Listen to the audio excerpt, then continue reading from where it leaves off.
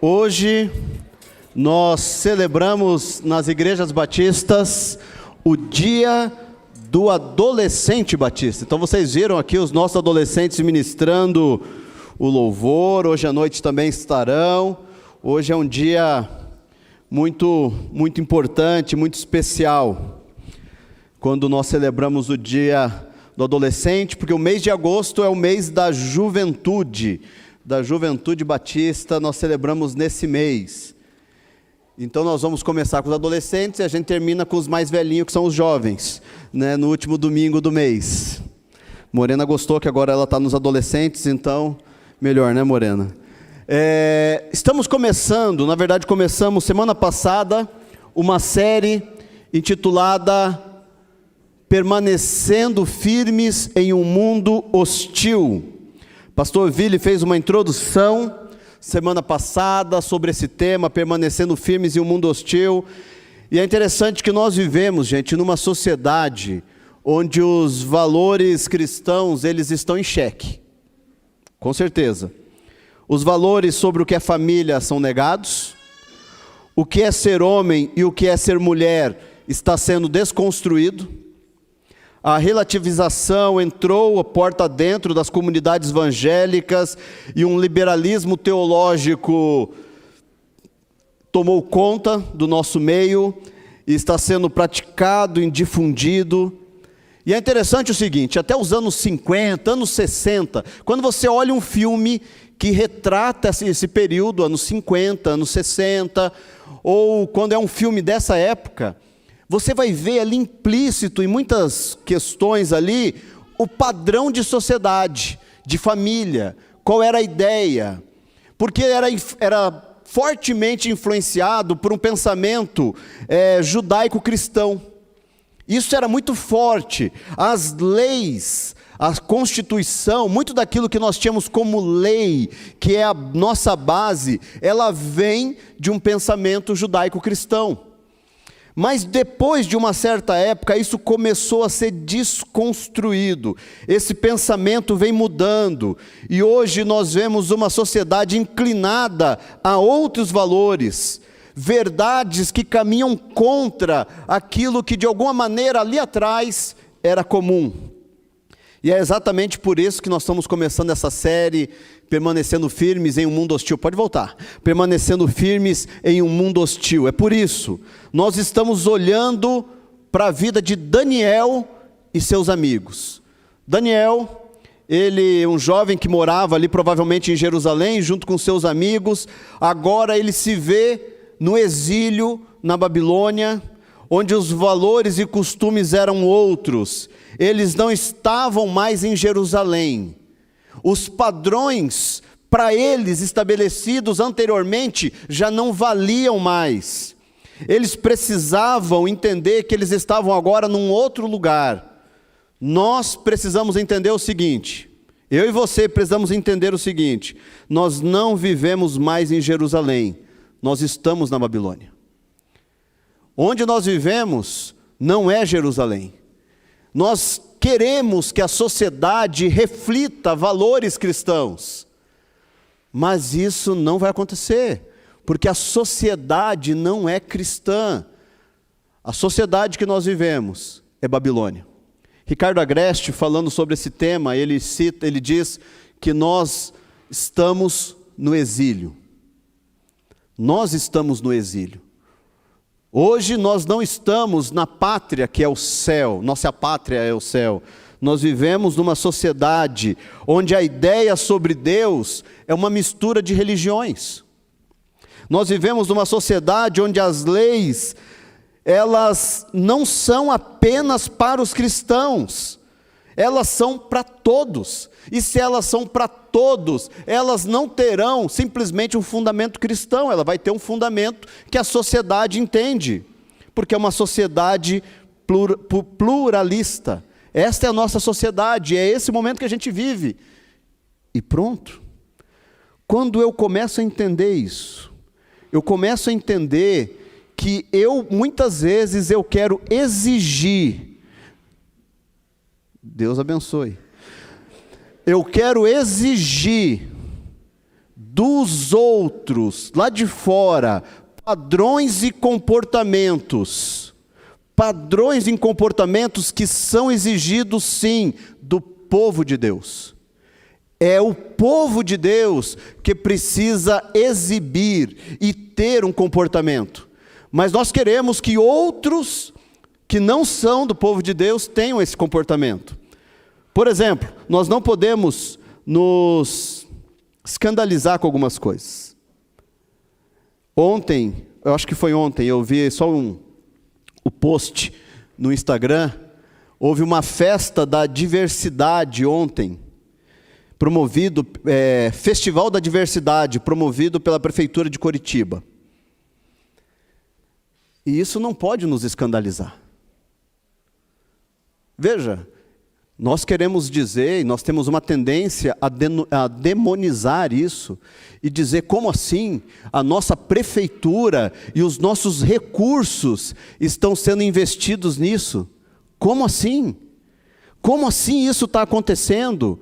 Gente, eu quero dizer a você o seguinte, vai acontecer, porque a sociedade é a Babilônia. E isso me dói o coração, porque eu sou cristão e eu discordo de algumas coisas, mas eu quero dizer a você, isso não pode, não deve nos incomodar ao ponto de me fazer comprar briga com outros lá de fora, por causa de um comportamento lá fora. E é isso que eu vou aprendendo com Daniel. Eu vou aprendendo com Daniel que nós vivemos em uma sociedade. A nossa sociedade, ela não é Jerusalém. A nossa sociedade, ela é Babilônia. Por isso, olhando para o nosso estudo de hoje, eu quero conversar com vocês sobre como podemos, então, nesse mundo hostil, firmar a nossa identidade.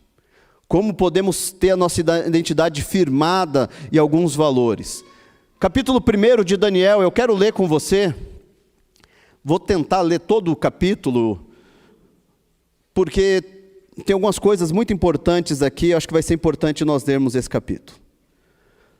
No 3º ano do reinado de Jeoaquim, em Judá, Nabucodonosor, rei da Babilônia, veio a Jerusalém e cercou a cidade. O Senhor lhe deu vitória sobre Jeoaquim, rei de Judá, e permitiu que levasse para a terra da Babilônia alguns dos utensílios sagrados do templo de Deus. Nabucodonosor os colocou na casa do tesouro de seu Deus. O rei ordenou que Aspenaz, o chefe de seus oficiais, trouxessem ao palácio alguns dos jovens israelitas da família real e de outras famílias da nobreza. Disse o rei: escolha somente rapazes saudáveis e de boa aparência, que sejam instruídos em diversas áreas do conhecimento, que tenham entendimento e bom senso, e sejam capazes para servir no palácio real. Ensine a esses jovens a língua e a literatura da Babilônia. O rei determinou que recebessem de suas próprias cozinhas uma porção diária de alimento e vinho. Os rapazes seriam treinados durante 3 anos e depois passariam a servir ao rei. Daniel, Ananias, Misael e Azarias, todos da tribo de Judá, estavam entre os escolhidos. O chefe dos oficiais lhe deu novos nomes babilônicos. Daniel passou a ser chamado Beltesazar, Ananias de Sadraque, Misael de Mesaque e Azarias de Abdenego. Daniel, porém, decidiu não se contaminar com a comida e o vinho que o rei lhes tinha dado. Pediu permissão ao chefe dos oficiais para não comer esses alimentos, a fim de não se contaminar. Deus havia feito que o chefe dos oficiais mostrasse compaixão e simpatia a Daniel. Apesar disso, Aspenaz disse: tenho medo de meu senhor o rei. Ele determinou o alimento que vocês devem comer e o vinho que devem beber. Se ficarem com a aparência abatida em comparação com os outros rapazes de sua idade, temo que o rei mande cortar a minha cabeça. Daniel falou com o assistente designado pelo chefe dos oficiais para cuidar dele, de Ananias, Misael e Azarias. Faça uma experiência conosco durante 10 dias, disse. Dê-nos apenas legumes para comer e água para beber. Terminados os 10 dias, compare nossa aparência com a dos outros rapazes que comem a comida do rei. Depois decida de acordo com o que você vir. O assistente concordou com a sugestão e fez a experiência com eles durante 10 dias. Passados os 10 dias, Daniel e seus 3 amigos pareciam mais saudáveis e bem nutridos que os outros rapazes que se alimentavam da comida do rei. Depois disso, o assistente só lhe dava legumes em vez de comida e do vinho servido aos outros. Deus concedeu aos 4 rapazes aptidão incomum para entenderem todos os aspectos da literatura e da sabedoria, e a Daniel concedeu a capacidade especial de interpretar sonhos e visões. Ao término do período de treinamento ordenado pelo rei, o chefe dos oficiais levou todos os rapazes a Nabucodonosor. O rei conversou com eles, e nenhum o impressionou tanto quanto Daniel, Ananias, Misael e Azarias. E assim passaram a servir ao rei. Sempre que o rei os consultava sobre alguma questão que exigia sabedoria e discernimento, observava que eles eram 10 vezes mais capazes que todos os magos e encantadores de seu reino. Daniel continuou no palácio até o 1º ano do reinado de Ciro. Quando eu olho para esse texto, gente, essa história que vocês conhecem, talvez vocês já leram tantas vezes, e eu fiz questão de ler, porque eu penso que para afirmar a nossa identidade, alguns valores aqueles precisam estar muito claros para a gente. Porque se vivemos num mundo hostil e a gente quer firmar valores, nós precisamos entender que a nossa identidade ela é firmada quando nós confiamos em Deus em todas as situações. Primeira coisa então, confiamos em Deus em todas as situações. Pode colocar mais um para mim ali. Nós confiamos em Deus, mais um, em todas as situações. Em todas. O versículo diz assim, dá uma olhada nesse versículo. Nabucodonosor, rei da Babilônia, veio a Jerusalém e a cercou. Mas o que diz ali? O Senhor deu a vitória sobre Joaquim, rei de Judá, e permitiu que levasse para a terra da Babilônia alguns dos utensílios sagrados do templo de Deus. Nabucodonosor os colocou na casa do tesouro do seu Deus.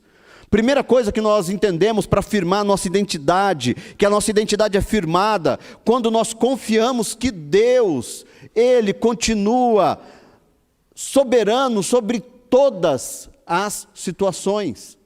Todas. Vejam, gente. Daniel, ele não deixou o coração dele azedar, porque Deus permitiu isso. Porque Deus permitiu que o cerco sobre Jerusalém acontecesse. Gente, foi um momento terrível, gente. Quando você lê outros profetas falando sobre o cerco, nós vemos histórias de mulheres que cozinharam seus filhos porque não tinham o que comer. É isso que Daniel viu. Daniel, ele foi arrancado da família dele. Ele era um jovem, um adolescente, 16, 17 anos, talvez um pouquinho mais novo. Ele é arrancado da sua família, da casa dele. Ele fazia parte da nobreza, então provavelmente ele tinha uma vida estável, uma vida tranquila. E agora ele é levado como escravo para um outro país, para uma outra nação, para uma outra língua, uma outra cultura. Ele perde a liberdade, ele se torna escravo. Mas ele não deixou de confiar em Deus. Pelo contrário, ele continuou vendo a mão de Deus. Apesar daquela situação difícil que eles estavam enfrentando, ele sabia que Deus continuava sendo Deus. Então nós precisamos confiar em Deus em todas as situações. Qual é a situação que você está enfrentando? O que é que está vindo contra você ou sobre você? Você continua confiando em Deus, mesmo quando as coisas da sua vida vão de mal a pior? Sabe, quando o desemprego continua, quando a enfermidade não vai embora, quando os filhos permanecem rebeldes, quando você não encontra ajuda de ninguém, quando você olha para o ímpio prosperando, você continua confiando em Deus, mesmo quando a sua vida não está do jeito que você tanto gostaria que estivesse? Nós firmamos a nossa identidade quando nós confiamos em Deus em todas as situações. Todas. Nós temos uma tendência de querer escolher qual situação que a gente confia, né? Ah, não, nessa situação dá para confiar porque Deus está abrindo as portas. Quando a gente vai fazer um evento e sai um sol bonito desses, a gente diz assim: ah, Deus é bom, né? Deus é fiel, olha que céu lindo. Se estivesse chovendo, Deus deixou de ser fiel? Se estivesse chovendo, Deus deixou de ser bom? Não. Pode ser a maior tragédia. Alguém chega de uma viagem e dá tudo certo e a pessoa diz assim: não, que Deus é fiel, olha, a gente foi, voltou. E quando tem um acidente, Deus não foi fiel? Deus não cuidou? Deus não abençoou? Deus deixou de ser bom?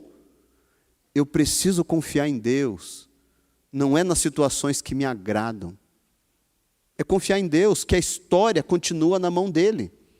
A história, ela não termina. Ontem, até no casamento da Dai e do Marx, eu falei sobre isso. O texto de Eclesiastes fala que há tempo para todas as coisas, e nós não conseguimos entender Deus, porque nós não conseguimos entender porque Deus começa, mas ainda não terminou o que Ele começou.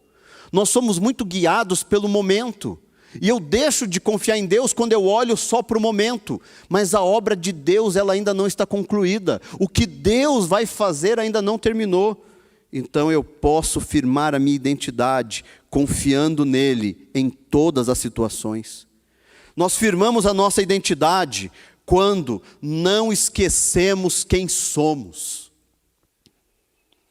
O texto diz assim, que eles eram jovens israelitas, então do povo de Deus, ou eles eram da família real, pode colocar o versículo para a gente, ou eles eram da família real, ou de outras famílias da nobreza.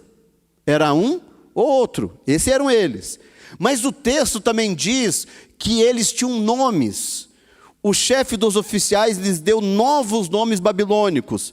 Daniel passou a ser chamado Beltesazar, Ananias de Sadraque, Misael de Mesaque e Azarias de Abdinego. Você sabe quem você é? Olha só que interessante essa mudança de nome, né? Coloca para a gente aquele quadro ali. Daniel, que significa Deus é meu juiz, passou para Beltesazar, que significa Bel proteja o rei. Bel é o nome de um Deus. Ananias, que significa Yahvé misericordioso, passou para Sadraque, iluminado pela deusa do sol. Misael, que significa quem é como Deus, passou para Mesaque, quem é como Vênus. E Azarias, que é Yahvé ajuda, passou para Abdinego, que é servo de Nego. Todos eles, que tinham seu nome, uma menção de quem era Deus na vida deles, passam agora a ter um nome com uma menção a um Deus pagão da Babilônia. Os seus nomes foram trocados e vinculados às divindades pagãs. E o nome hebraico, ele é muito forte, porque normalmente ele vinha de uma experiência pessoal que eles tinham com Deus. Entre os hebreus era essa ideia. O nome significava algo. Estava conversando com o pastor Antônio antes ali, falando do Mateus e do Daniel, né, os nomes, né? Ele falou, você começou pelo Novo Testamento e depois você foi para o Antigo, né? E nós escolhemos o nome Mateus por causa do significado. Eu queria outro nome, a Ana queria outro nome, e aí a gente orando e pensando sobre os nomes, e quando a gente descobriu que Mateus significava presente de Deus, e era um momento que Deus estava nos abençoando com tantas coisas, nós dizemos, puxa vida, precisa ser esse nome. Daniel foi a mesma coisa. Quando a gente pensou o nome Daniel, nós pensamos assim, Deus é o nosso juiz. Deus é aquele que dá direção. Deus é o árbitro sobre as nossas vidas. E nós colocamos o nome de Daniel, porque essa é a experiência que eu queria que eles tivessem, sabendo quem é esse Deus para eles. Os nomes deles, Daniel, Ananias, Misael e Azarias, tinha significado. Mas quando vem a Babilônia e tira o nome deles, quer tirar quem eles eram. E nós vivemos esse momento hoje, é um momento de desconstrução da identidade cristã. Por quê? Porque a Babilônia, ela quer arrancar a raiz de nós, quer tirar a convicção de Deus da nossa mente, quer plantar novas convicções, novas crenças, novos valores. Essa é a maneira, mas eu firmo a minha identidade quando eu sei quem eu sou. Talvez você seja conhecido, e talvez alguém seja conhecido pela verdade que vive, mas a Babilônia quer nos ensinar a viver meias verdades, quer trocar o nosso nome. Talvez o nosso nome seja tempo de oração, mas Babilônia quer nos colocar um nome de rede social. Não tenho tempo para orar, porque eu estou na rede social. Talvez o nosso nome seja dedicação a Deus, mas talvez a Babilônia venha dizer, não, o seu nome vai ser, você é muito jovem, você tem que curtir a vida primeiro. Talvez o seu nome até então seja, eu espero em Deus. Mas talvez Babilônia está te dando o nome, use a sedução. Eu não sei qual é o nome que você é conhecido no céu. A Bíblia fala que nós vamos chegar no céu, nós vamos ter um novo nome. Eu não sei qual é esse nome, mas eu sei que a Babilônia, ela quer nos dar nomes que degradam a imagem de Cristo em nós. Nomes que não são jus àquilo que você foi resgatado. A Helena falou isso. A cruz, ela nos resgatou. E esse novo nome que Deus nos deu, nós firmamos a nossa identidade quando não esquecemos quem somos. Quem é você? Quem é você?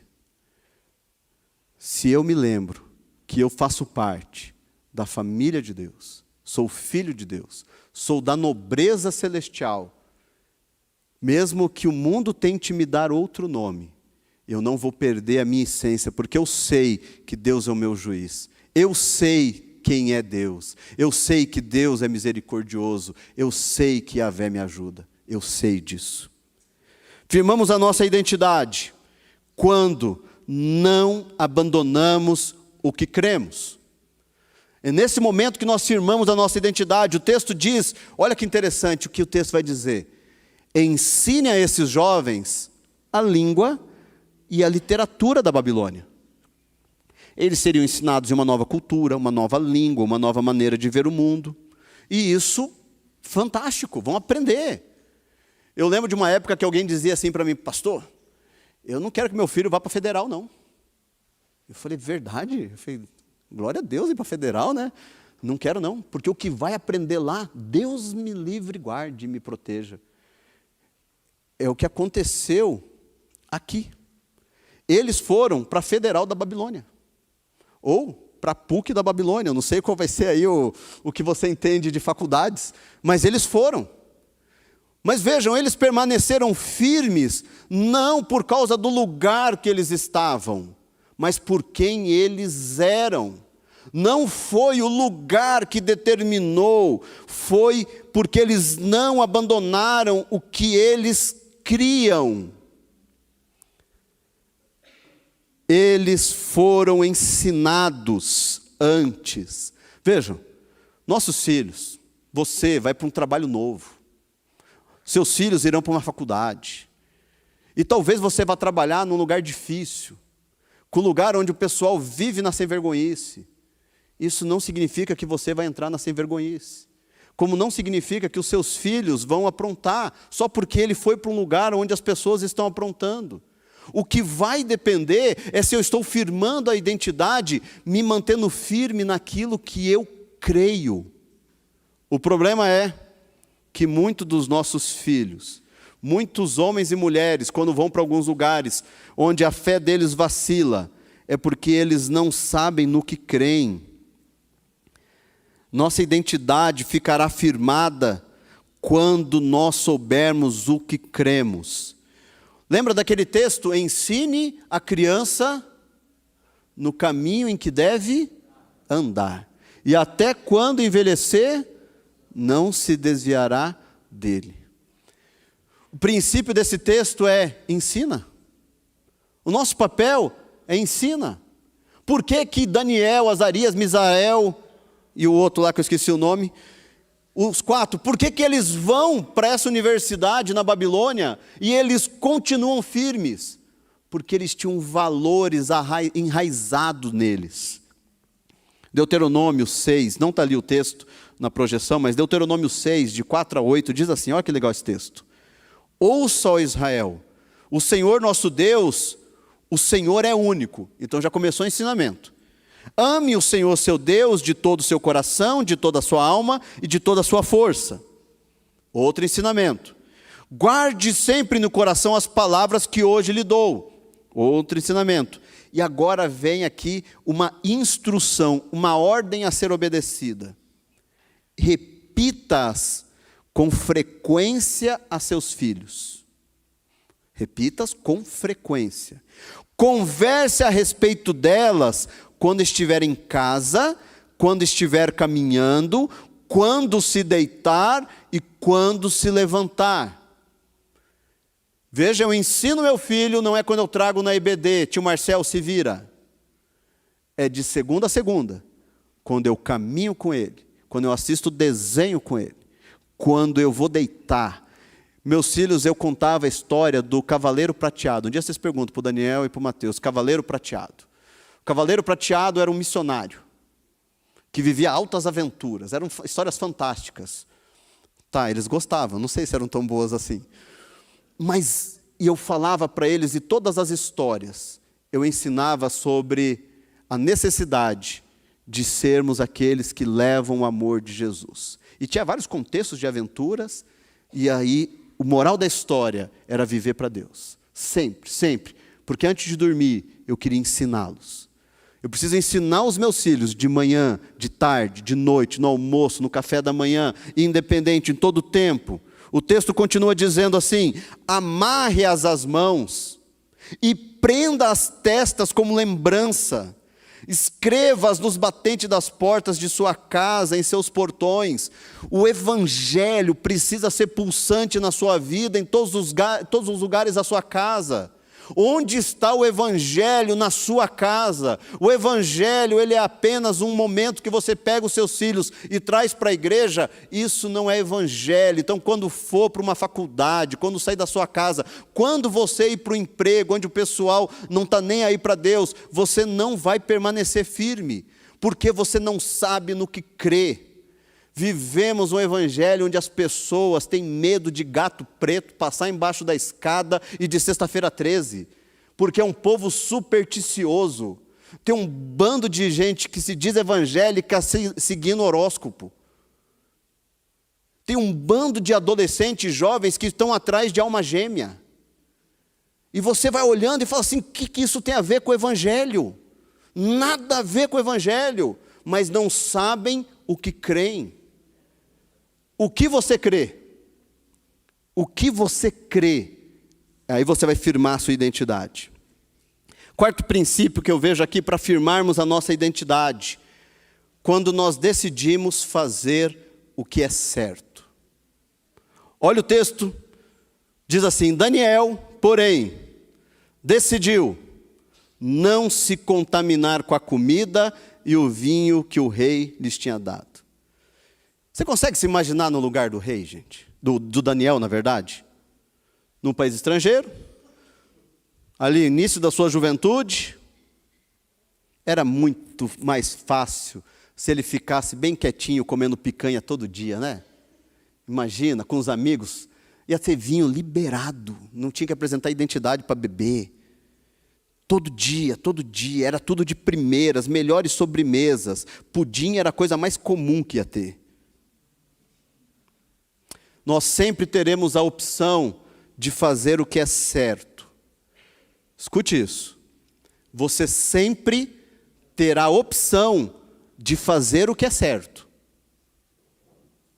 Mas, talvez isso custe caro. Mas a opção a gente vai ter. Esses momentos são pontos de decisão na nossa vida. Quando nós chegamos num ponto onde eu escolho, eu faço o que é certo, ou eu não faço, porque se eu faço o que é certo, eu cresço. Se eu não faço o que é certo, eu deixo de crescer. Amar a esposa quando ela não é amável. nós precisamos fazer o que é certo fazer. Cuidar do marido, mesmo quando ele está sendo grosso, precisamos fazer o que é certo fazer. Honrar os pais, mesmo se eles são negligentes, precisamos fazer o que é certo fazer. Gastar o dinheiro com algum lazer ou dar o dízimo, precisamos fazer o que é certo fazer. Veja, não vai ser fácil fazer o que é certo, gente.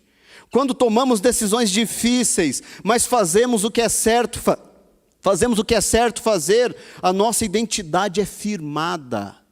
Ali você está firmando a sua identidade, quem você é. Se não fizermos a escolha certa, o processo de crescimento, ele para. 1 Pedro 4,19 diz assim: aqueles que sofrem de acordo com a vontade de Deus, devem confiar a sua vida ao seu fiel Criador e praticar o bem. 1 Pedro 4,19, se você puder guardar esse versículo aí na sua Bíblia, no seu coração, diz, aqueles que sofrem de acordo com a vontade de Deus. Deus permitiu um sofrimento, não sei qual foi. Devem confiar a sua vida ao seu fiel Criador. Eu confio em Deus, eu vou para Ele. E aí pratique o bem, faça o que é certo fazer. Eu não faço o que é certo porque as coisas estão bem. Eu faço o que é certo porque é isso que eu preciso fazer. Quinto princípio. Nós firmamos a nossa identidade quando nós agimos com sabedoria. O texto diz assim, que ele pediu permissão aos chefes dos oficiais para não comer esses alimentos, a fim de não se contaminar. E Deus havia feito que o chefe dos oficiais mostrasse compaixão e simpatia a Daniel. Vejam, firmar a nossa identidade não é sair arrumando briga com quem pensa diferente de mim. Gente, as redes sociais hoje, elas viraram ringues de luta. A pessoa pensa diferente e a pessoa está ofendendo e ofendendo e ofendendo. E estão brigando. Crentes e mais crentes, gente, estão envergonhando o evangelho na rede social. De verdade. Posturas assim terríveis na rede social, ofendendo o outro na rede social do outro, porque você discorda daquilo que o outro pensa. Se o outro pensa diferente de você, deixe o que pense. Você precisa olhar um pouco mais para você. O que Jesus disse? Para de ficar olhando o cisco no olho do teu irmão. Veja o poste que está no seu. Às vezes a pessoa tem algo enorme e ela quer olhar o do outro. Nós precisamos de sabedoria. Veja que ele não saiu brigando, né? Ele não exigiu que os babilônicos vissem como ele via. Não foi isso que Daniel fez. Ele diz assim, olha, ele decide no coração dele, mas na sequência ele pede permissão. Ele vai e conversa. Daniel, ele não começou um movimento revolucionário, primeiro ele conversou. Ele não falou que aquela comida era de demônio. Não, que é de demônio essa comida, é consagrada. Não, assim, né? Eu ia fazer assim, não assim. Ele não arrumou confusão. Ele não foi para a mídia e saiu postando um monte de coisa. Não foi insensível com a preocupação do encarregado quando disse, olha Daniel, tenho medo que o rei mande cortar a minha cabeça se eu fizer isso. Não, ele não fala do outros, ele fala dele. E é legal que o texto diz que Deus deu graça. Veja, eu não estou dizendo que a gente tenha que se calar diante das perseguições, diante das injustiças, mas o que eu quero chamar você é para agir com sabedoria.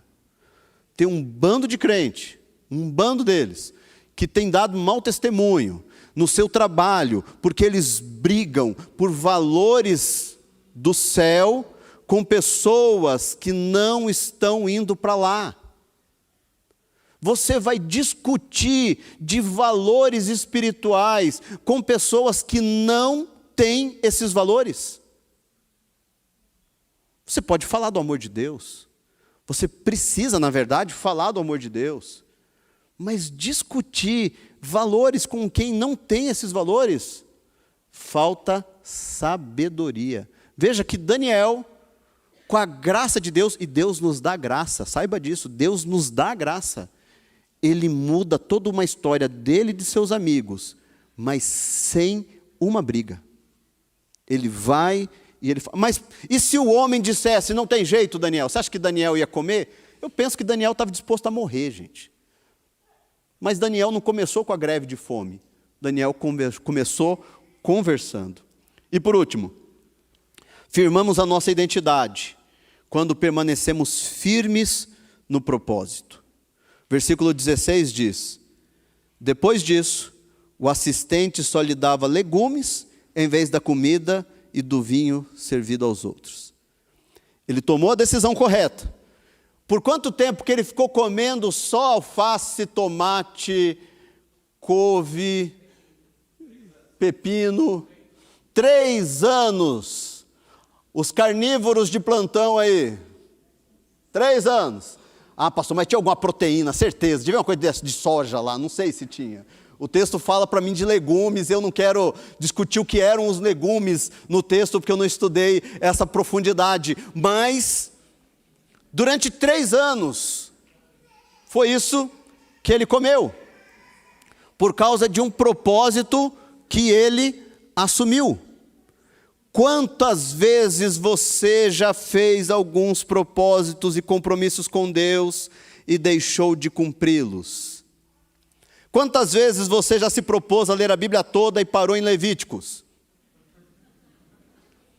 Gente, eu acho que o livro, oh, que bom, eu acho que o livro mais lido da Bíblia é Gênesis, porque o que o povo começa a ler a Bíblia e para, né? Quando chega em Levítico, Números, o cara desiste. Mas você fez o propósito de ler a Bíblia toda em um ano. Não, esse ano eu vou ler. Quantas vezes você já pediu perdão pelo mesmo pecado? Quantas vezes? O mesmo pecado. E talvez no mesmo dia. Quantas vezes você chorou diante de Deus, mas rapidamente já estava vivendo uma frieza espiritual? Isso é fruto de retiro, né? Retiro é uma beleza, o pessoal volta animado, daí tem os testemunhos, e aí aqueles que estavam desviados e vendo o retiro, às vezes falam assim, não, agora eu fico, e a gente se anima, e dá 3 semanas, a pessoa está em outro lugar. Quantas vezes você disse que Deus falou com você, mas essas palavras vão se tornando apenas meras lembranças distantes? Por quê? Porque nós não permanecemos firmes no propósito. Quando nos mantemos firmes no propósito que assumimos com Deus, nós temos a nossa identidade firmada. Você assumiu um compromisso de servir a Jesus. Você assumiu um compromisso de servir no ministério da igreja. Você assumiu compromissos com a sua família. Você assumiu compromissos com seus filhos. Você assumiu compromissos no seu trabalho. E você tem assumido e você tem feito propósitos. Mas nós firmamos a nossa identidade quando nós honramos aquilo que nós nos comprometemos. Tem um texto que eu gosto muito que diz assim, que nós não devemos jurar, não devemos prometer algo se não vamos cumprir. Se você prometeu, não prometa, mas se prometer, cumpra. Quantas vezes a gente tem uma palavra que não vale muita coisa? Tem algumas pessoas que você conhece assim, que a pessoa fala, eu vou fazer, e a pessoa não faz. Nós precisamos melhorar isso em nós para termos a nossa identidade firmada nele. Para nós concluirmos, Daniel e seus amigos, eles não precisaram perder as identidades para ser bem-sucedidos. Olha que legal isso. Pelo contrário, exatamente porque eles foram quem deveriam ser, que eles experimentaram o reconhecimento do rei e as bênçãos de Deus, porque eles foram quem eles deveriam ser. Quem é que Deus quer que você seja? Eles experimentaram uma aptidão em comum para entender a literatura e a sabedoria. Para Daniel, uma capacidade de interpretar sonhos. Os 4 ganharam os melhores empregos e assim puderam influenciar o mundo todo da sua época. E eles eram 10 vezes mais capazes, não que os outros rapazes da faculdade, mas do que aqueles que já estavam no trabalho há tanto tempo. Por quê? Porque eles viveram a identidade de Deus para eles. Sabe por que às vezes a sua vida está em frangalhos? Sabe por que às vezes você está vivendo uma vida espiritual miserável? Porque você não está vivendo a identidade do Senhor na sua vida. Precisamos firmar a nossa identidade. Firmamos a nossa identidade quando confiamos em Deus em todas as situações. Firmamos a nossa identidade quando não esquecemos quem somos. Firmamos a nossa identidade quando não abandonamos o que cremos. Firmamos a nossa identidade quando decidimos fazer o que é certo. Firmamos a nossa identidade quando agimos com sabedoria. E firmamos a nossa identidade quando permanecemos firmes no propósito. Eu e você somos chamados a permanecer firmes no mundo hostil. Nós vivemos na Babilônia, daqui a pouco você vai para a Babilônia, é Babilônia. Mas você não é da Babilônia, você é do povo de Deus, você é do céu, a sua pátria é a Nova Jerusalém, a sua pátria é o céu, lá é o nosso lugar, mas nós vivemos aqui. Jesus orou: Pai, eu não peço que os tire do mundo, mas os livre do mal. Quando você encarar esse mundo aí fora, que Deus te livre e me livre do mal, mas nós vamos encarar esse mundo. Vamos orar? Pai amado, nós apresentamos diante do Senhor as nossas vidas. Nós agradecemos, ó Deus, porque o Senhor é aquele que nos sustenta. Nos ajuda, Deus, a termos a identidade firmada no Senhor. Ó Deus, nós vivemos num mundo hostil, onde não são os valores do céu que são pregados e ensinados aí fora, mas nós sabemos quais são os valores. Nos ajuda, Deus, a confiar no Senhor em todas as situações, a lembrarmos sempre quem somos e quem somos no Senhor. Nos ajuda, Deus, a permanecer firmes naquilo que cremos, e aquilo, ó Deus, que ainda não aprendemos sobre o Senhor, que possamos aprender, que tenhamos coragem de fazer o que é certo fazer, que possamos, ó Deus, agir com sabedoria, e possamos, ó Deus, permanecer firmes, juntos com o Senhor, no propósito que o Senhor tem para as nossas vidas, que possamos, ó Deus, permanecer firmes, enquanto caminhamos, enquanto vivemos neste mundo, onde jaz o maligno, mas o Espírito do Senhor já está, Senhor, derramado sobre toda a carne, que possamos, ó Deus, ver milagres do Senhor de salvação, através das nossas vidas, em nome de Jesus,